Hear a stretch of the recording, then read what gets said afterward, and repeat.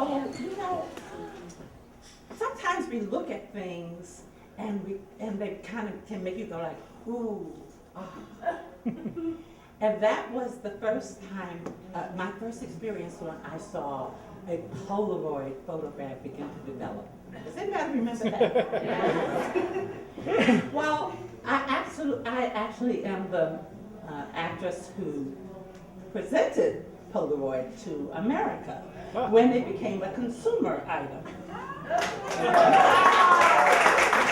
And it was in 1976, and it was to premiere the night of the Oscars. So there was this huge campaign around it, but I really didn't get that. I had had a lot of really kind of, I guess people would say phenomenal or unusual experiences, but they were so common for me, I never thought much of them. Most of the time I was going in things like, oh, I'm here and I have to do this, oh, okay. So I had just moved to LA. It was 1976, and it was the first time I had done any kind of shooting on location. And I was in a home, a personal home, and usually when people have personal property that's being used for a shoot, they have limitations on where you can go.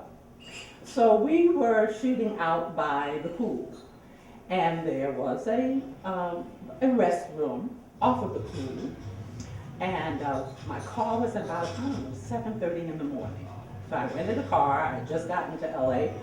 I didn't really have any expectation of what was happening. I just knew that I was professional. Whatever was needed, I was going to do it. So I go. I think I had to be there like at 7:30, and I go in, and AD walks up to me and he says, "Okay, well, we're ready to go in about 15 minutes." And I said, "Oh, okay." So I go into the bathroom where there is a cracked mirror on the medicine cabinet, and the sun is kind of shining through. And I realize that, well, I have to have my makeup. I'm carrying the product. I am the featured actor. There's a whole family, but I'm the featured actor, so I need makeup. So I guess it's just habit. I have my own makeup. So I said, okay, 15 minutes. So through this cracked mirror, and with the sun kind of coming through, I put on my makeup, mostly Maybelline, anything that's been bought from any kind of like drugstore or something. And I'm ready. We shoot for about 8 hours. And most of the time, the camera is on me. Now, there's a family with a grandmother, and with I have a husband and 3 kids and stuff, and we shoot all this time. I think it's a successful, shoot. Me and the guy I paid my husband kind of hooked up a little bit later. Not so bad. And about a week later, my agent calls and she says, "Ronnie, who did your makeup?" I said, "Well, I did." She said, "And why did you do the makeup?" I said, "Because it was time to go on camera. So why shouldn't I do it?" She says, "Okay, darling."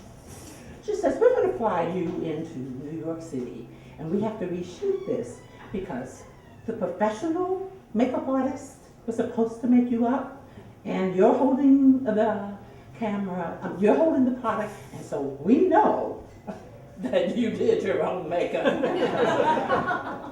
So while everybody's always talking about, the moment I tell anybody, "Oh yeah, well that's what I did for about 40 years, I was on television." I get a lot of stuff. You can Google me.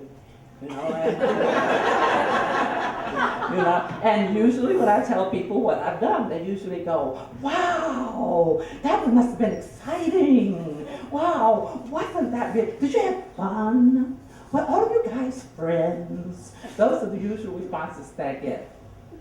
But the truth of the matter is that when you're pioneering something, there are always, when you see it, it looks like it's happened like that, like a Polaroid. But there's a lot of struggle and a lot of effort and a lot of technology to present the magic. Thank you.